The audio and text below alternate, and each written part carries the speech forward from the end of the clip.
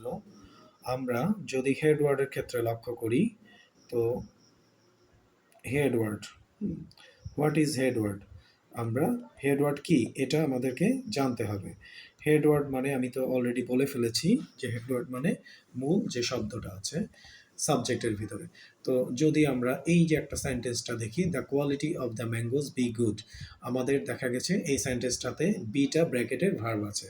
তো এই বি ভার্বটা তোমার am is আর was were, আমরা জানি be verb means am is আর was were। এখন দেখা যাচ্ছে যে আমার am বসবে না is বসবে না আর বসবে না was বসবে না were বসবে, এটা নির্ভর করছে যে এই যে সাবজেক্টটা আছে the quality of the mangoes, এটার কিসের উপর ভিত্তি করবে?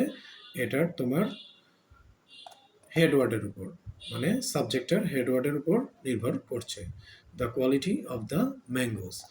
এখন এটাকে আমরা আন্ডারলাইন করে ফেলেছি, দেখো আলোচনার সুবিধার্থে আমরা আন্ডারলাইন করে দিয়েছি the quality of the mangoes. এখন সবচেয়ে সুবিধাজনক আমরা যদি আলোচনা করি the quality of the mangoes, এই সাবজেক্টটার হেডওয়ার্ডটা কীভাবে নির্ণয় করব। এটাকে আমরা এই যে সাবজেক্টটা যেটা আছে the quality of the mangoes, এটা আমরা কিভাবে পাবো? কি ভালো? The quality of the mangoes মানে আমগুলোর ধরন ভালো। এখন এটা অনুবাদ করলে হচ্ছে the quality of the mangoes মানে আমগুলোর ধরন। এখন এই যে আমরা বঙ্গানুবাদ করলাম, এই বঙ্গানুবাদের লাস্টের অংশটা কোনটা? আমগুলোর ধরন, মানে এটাকে যদি আমরা সেগমেন্ট আকারে ধরি, মানে কয়টা অংশ আছে? আমগুলোর ধরন। তাহলে লাস্টের অংশটা কি? ধরন। মানে ধরন ইংরেজি কি? কোয়ালিটি। এই যে দেখো তোমাদের এই যে কোয়ালিটি, এইটা হলো, এটার অর্থটা ধরন। তাহলে এই কোয়ালিটিটা হলো হেডওয়ার্ড। তো এটা হলো সহজ উপায় যদি আমরা কোনো সাবজেক্টের বঙ্গানুবাদ করি, তো সেক্ষেত্রে যে বঙ্গানুবাদের যে লাস্টের অংশটা থাকবে বা শেষের অংশটা থাকবে ওটাই হলো হেডওয়ার্ড। তাহলে এই কোয়ালিটি হলো হেডওয়ার্ড। এখন দেখো যে কোয়ালিটি, নট কোয়ালিটিস, মানে আইইএস যুক্ত নাই, মানে এটা প্লুরাল ফর্মে নাই, এটা সিঙ্গুলার ফর্মে আছে। তো সেক্ষেত্রে এটা যেহেতু সিঙ্গুলার ফর্মে আছে, তো আমাদের ভার্বটাও সিঙ্গুলার হবে। তো তাহলে এক্ষেত্রে আমাদের ভার্বটা কি হতে পারে? এক্ষেত্রে সঠিক উত্তরটা হতে পারে তোমার, এখানে সঠিক উত্তরটা কি হতে পারে? The quality of the mangoes be good, তাহলে সঠিক উত্তরটা হবে ইজ হবে। হ্যাঁ, যেহেতু আমরা এটা প্রেজেন্ট টেন্সে যে আমগুলো ধরন, আমগুলো ধরন ছিল না।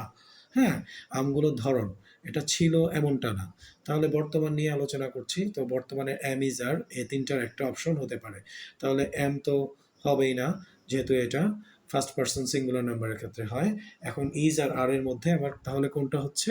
আলটিমেটলি ইজ হচ্ছে, কারণ দ্য কোয়ালিটি যে হেডওয়ার্ড, এই হেডওয়ার্ডটা সিঙ্গুলার ফর্মে আছে। তো ভার্বের মানে সেন্টেন্সের সাবজেক্টটাও সিঙ্গুলার ফর্মে আছে বলে ভার্বটাও সিঙ্গুলার হচ্ছে।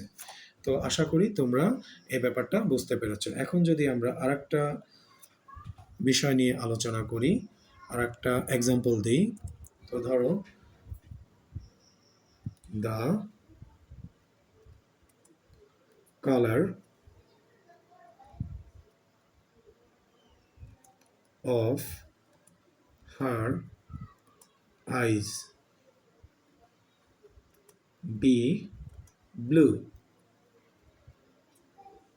তার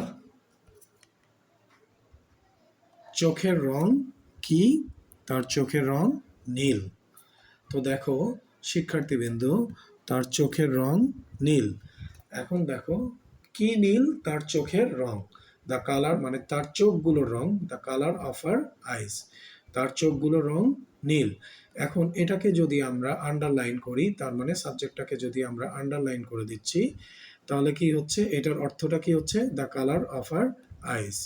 হ্যাঁ, the colour of her eyes be blue, মানে তার চোখগুলোর রং নীল। এখন দেখো এটার অর্থ কি দাঁড়ালো? তার চোখগুলোর রং। তাহলে এটার বঙ্গানুবাদ করলাম, তার অর্থ দাঁড়ালো তার চোখগুলোর রং। এখন তার চোখগুলোর রং যেহেতু নীল, তাহলে সর্বশেষ অংশটা কি হচ্ছে? তার চোখগুলোর রং। রং হলো, রং কথাটা হলো সর্বশেষ অংশ বঙ্গানুবাদ। তাহলে রং ইংরেজি কি? এখানে কালার। তার মানে এই বাক্যটার মানে এই বাক্য যে সাবজেক্ট, এই সাবজেক্টটার হেডওয়ার্ডটা কি হচ্ছে? কালার। তাহলে সেক্ষেত্রে হেডওয়ার্ডটা কি? সিঙ্গুলার নাকি প্লুরাল? আলটিমেটলি সিঙ্গুলার, কারণ এখানে কালার্স নাই, মানে এস যুক্ত নাই। তাহলে এই হেড ওয়ার্ডটা সিঙ্গুলার আছে, সেক্ষেত্রে আলটিমেটলি তোমার ভার্বটাও সিঙ্গুলার ভার্ব হবে। তাহলে এক্ষেত্রে আনসারটাও কি হচ্ছে? ইজ হচ্ছে অ্যান্সারটা। তাহলে শিক্ষার্থীবৃন্দ অ্যান্সারটা কি হবে আমাদের? আলটিমেটলি অ্যান্সারটাও তোমার ইজ হবে। তো আশা করি এ দুটো তোমরা বুঝতে পেরেছো। এরকম যদি আমরা আরও অ্যান্সার করি বা আরও কয়েকটা এক্সাম্পল করি, তাহলে তোমাদের এই ব্যাপারটা ক্লারিফাই করতে পারবো আমি। তো দেখো, যদি এরকম হয়, the pillar, the pillars of the mosque be strong. Sorry, strong. The pillars of the mosque be strong. মানে কি, যে মসজিদটির যে পিলারগুলো আছে এগুলা কি খুব মজবুত, তাই তো? তো সেক্ষেত্রে দেখো এখানে সাবজেক্টটা কি আছে? The pillars of the mosque, মানে মসজিদটির পিলার। তাহলে সাবজেক্টটা কি আছে? The pillars of the mosque, মানে মসজিদটির পিলারগুলো। ঠিক আছে? তো মসজিদটির পিলারগুলো,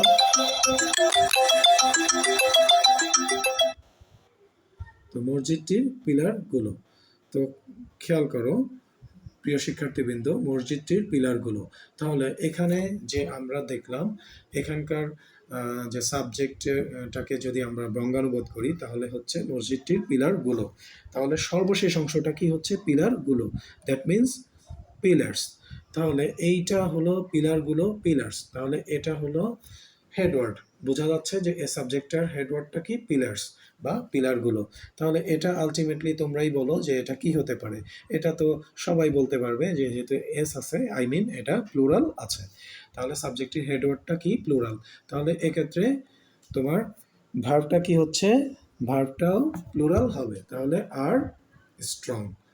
সো এই সকল আলোচনা বা এই সকল এক্সাম্পল থেকে আমরা আলটিমেটলি বুঝতে পারলাম যে আমাদের আনসারটা কি হতে পারে। তো এখন আমরা সব সময় আমরা খেয়াল করব যে যখন একটি সেন্টেন্স দেয়া থাকবে বা বড় একটা সেন্টেন্স দেয়া থাকবে, তখন আলটিমেটলি আমরা ফোকাস করব যে সেন্টেন্সের যে সাবজেক্টের হেডওয়ার্ডটা কি। তো হেডওয়ার্ডটার উপরই বেস করবে আমাদের ভার্বটি সিঙ্গুলার হবে নাকি প্লুরাল হবে। তো থ্যাংক ইউ ভেরি মাচ। আজকে এ পর্যন্ত থাকলো। তোমাদের সাথে ইনশাল্লাহ নেক্সট ক্লাসে দেখা হবে। ওকে, আল্লাহ হাফেজ।